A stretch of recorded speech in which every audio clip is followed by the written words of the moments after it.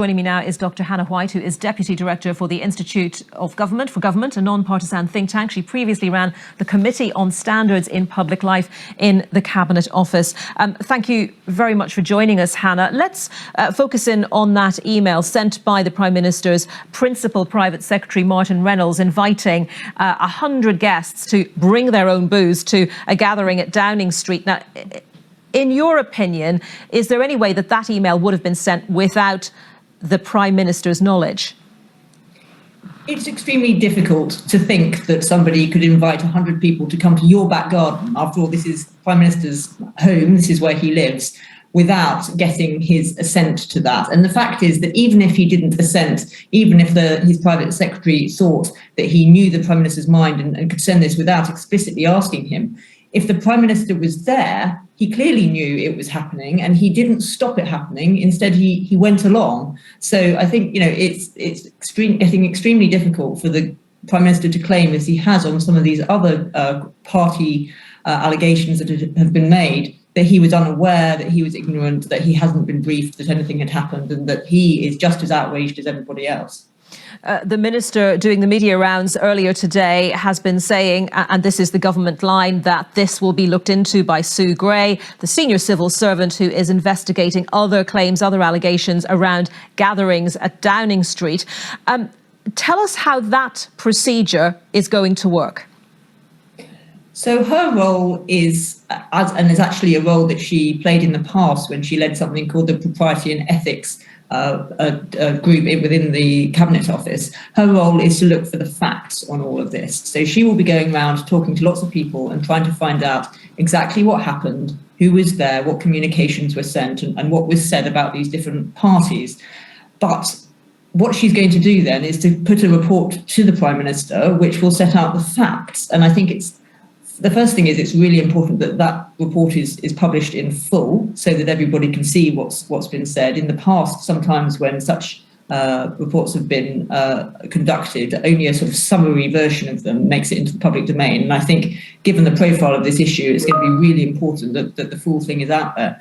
But then the key thing is that it's up to the politicians to determine what the consequences are of the facts that she finds. And this is where it starts to be really difficult, because in our ethical regulation system, ultimately, it is for the Prime Minister to determine whether, for example, the ministerial code has been breached, or whether he wants to discipline any politicians who might have been involved in any of these parties. And when he is one of the people being potentially investigated himself because of these allegations that he was at this latest party on the 20th of May, that makes the system seem very peculiar indeed. Well, very peculiar. Does it make a mockery of it, in fact? Well, the system is designed because, at the end of the day, you couldn't have Sue Gray, telling the Prime Minister's sacked. The Prime Minister is our Prime Minister because he leads the party with the majority in the House of Commons.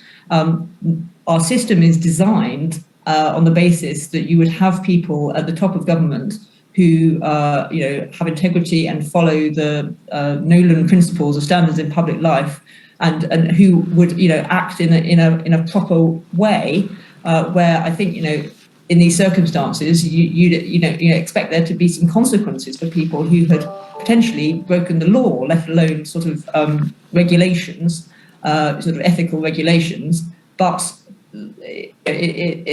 there's no indication as yet as to how politicians will respond. But at the end of the day, it will be up to them, and that puts us in a difficult position when it is people right at the top of government who are being investigated.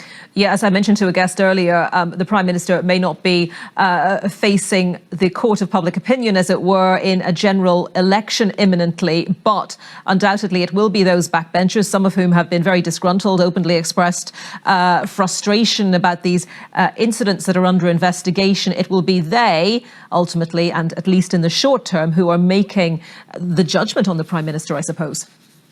Absolutely. In the end, in this system, it comes down to the politics. What are the political consequences of the facts on the ground?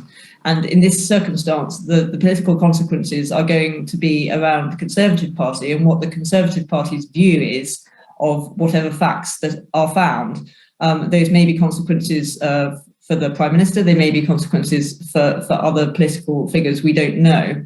But ultimately, it's going to come down to the judgment of individual MPs, as you say. Do they think that actually now the party would be better off with a different leader? If that's what they think, they would have to send their letters to the 1922 committee and potentially trigger a leadership election. But it's far from clear that, as you say, 2 years out, possibly from the next election, that they will think that they can't ride this out, and that people will have forgotten about it by the time the next election comes around.